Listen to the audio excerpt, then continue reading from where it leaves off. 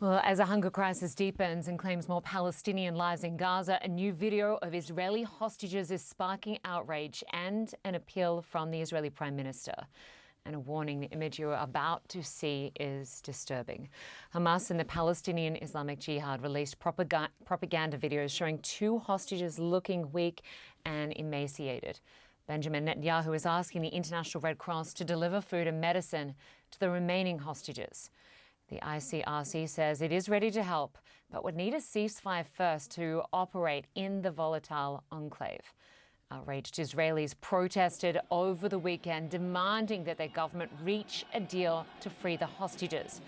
Hostage families are also warning the government against expanding the military campaign in Gaza. An Israeli official says Netanyahu is pushing to free the hostages through the military defeat of Hamas. Well, for more now, I want to welcome CNN's Ben Wedeman, who joins us from Rome. Good to have you with us, Ben. I want to ask you first about that plan by Benjamin Netanyahu to push through with this major military operation. He's framed it as this all-or-nothing approach to bring the hostages home. How is that message being received both within Israel, amongst the families of the hostages, and also against a key ally like the US? It's been met with a certain amount of alarm because there's a basic, simple fact that since October 7th, 2023, around 8 hostages have been released through military means. 140 approximately have been released through negotiations. So clearly negotiations is a much safer, much more successful means to get hostages released. But I think, as we've seen reporting in the New York Times and elsewhere, Prime Minister Netanyahu is more interested in pursuing this war than he is perhaps releasing or winning the release of the remaining hostages. In fact, today we saw an unprecedented statement being issued by more than 600 former senior Israeli security officials. This includes this group of 600, 3 chiefs of staff, 4 former heads of the Shin Bet, 3 former Mossad chiefs, 5 former police commissioners, and 4 former heads of military intelligence. They came out with this statement that says, "It is our professional judgment that Hamas no longer poses a strategic threat to Israel." They want President Trump, the United States, to exert pressure on Prime Minister Netanyahu to reach a deal. Now, at the moment, Hamas is saying that they're not going to negotiate as long as this starvation crisis persists, and it still is indeed a serious crisis. We understand from medical officials in Gaza that today 5 more people, all adults, died from either malnutrition or hunger.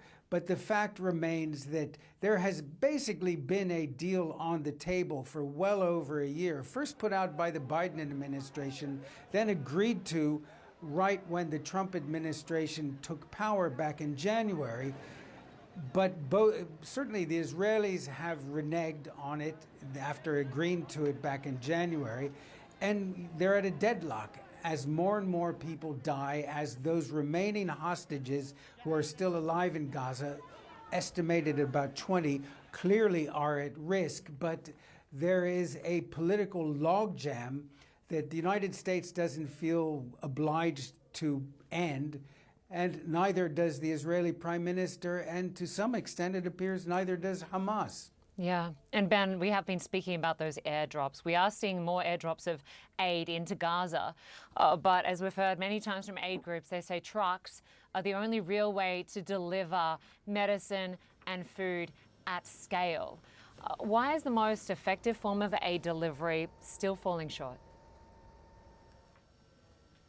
I think politically it's too high. It comes at too high a price to Prime Minister Netanyahu, of course, whose government includes some of the most extreme, hard right ministers who basically have said we want to eradicate the Palestinian population in Gaza, either through warfare or forced departure. And so they're coming across with these halfway measures. by allowing some more aid to go in. These theatrical airdrops that, according to the UN, are 100 times more expensive than simply trucking it in. The UN has more than 6,000 trucks fully loaded, full of food, ready to go into Gaza, the most cost-effective way. There is a system already in place in Gaza that it has not functioning since Israel closed off the Gaza Strip in March. That system could provide immediate relief to the people of Gaza.